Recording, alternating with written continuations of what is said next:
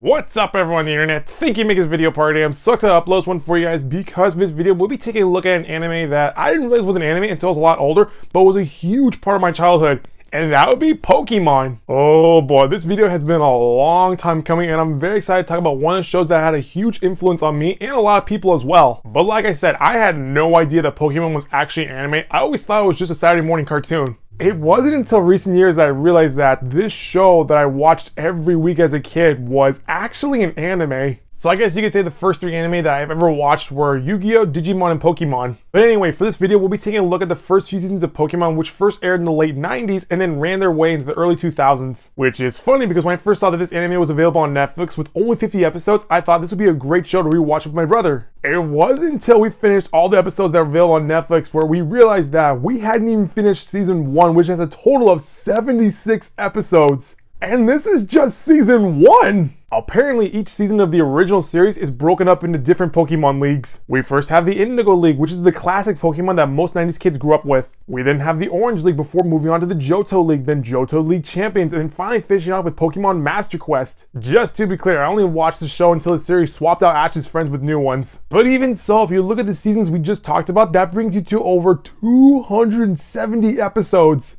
Holy crap! I forgot how massive this franchise is. Because when you do the math on just these 5 seasons alone that aired from 1997 to 2002, that's 5 years of Pokemon, which is just a fraction of this entire franchise in general. But anyway, to sum up this large series, the overall plot of this massive story simply follows Ash and Pikachu going on countless adventures with their friends, while Ash goes through his underdog journey in order to become the greatest Pokemon master of all time.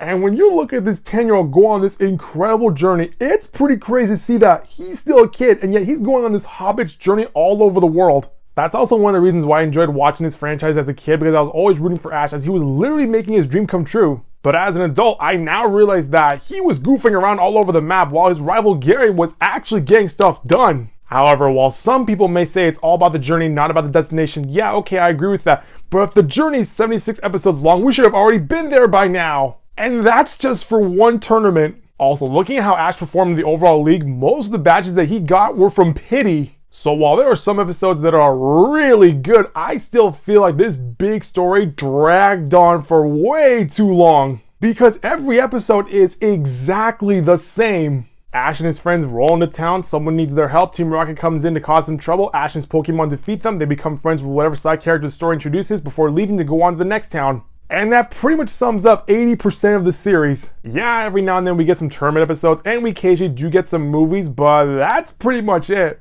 Going back to Team Rocket, while they are the most entertaining villains in the entire series and pretty much the only villains in the entire series, they are also the definition of insanity. Because in every single episode, they expect to trick Ash and his friends while also believing that they can beat him in a straight up Pokemon battle, only to get hilariously beaten and go blasting off, and then repeat the same process in the next episode, and the next episode, and the next episode, expecting a different result. I mean, isn't that the definition of insanity when you do the same thing over and over and over and over and over again, expecting a different result? Don't even get me started on their motto, because every time they introduce themselves, I feel like I'm going crazy just by listening to them. But thankfully the series is titled Pokemon, which is what sells toys, cards, and video games. And to be honest, aside from all the heavy hitters, now as an adult, one of my favorite Pokemon is actually Psyduck. Even though this Pokemon is pretty much useless, there's actually an episode that won me over where we see just how powerful this duck really is, and I would actually add him onto my roster. Speaking of which, while my brother and I were rewatching this series, we decided to list off our top 5 favorite Pokemon that we would train. And for me, my top 5 Pokemon would be Charmander, who I would train to be a Charizard because I love dinosaurs and dragons. Rhyhorn because rhinos are my favorite animals. Scyther because he's got swords, which are pretty cool. Totodile because he reminds me a lot about my dog. And finally, Psyduck because it can go either way. I can get a funny Psyduck just like Misty's, who was constantly abused and never appreciated by her. Or I might end up with a Chad Psyduck who has a look that says, I'm about to kick your ass. But yeah, that would be my Pokemon roster.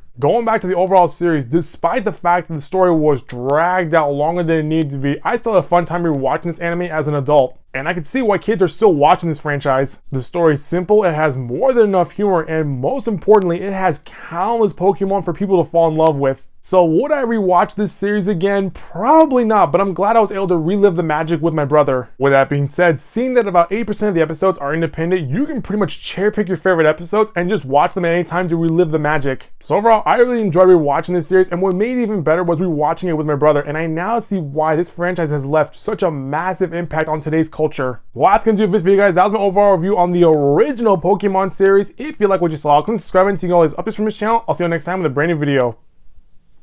Bye-bye.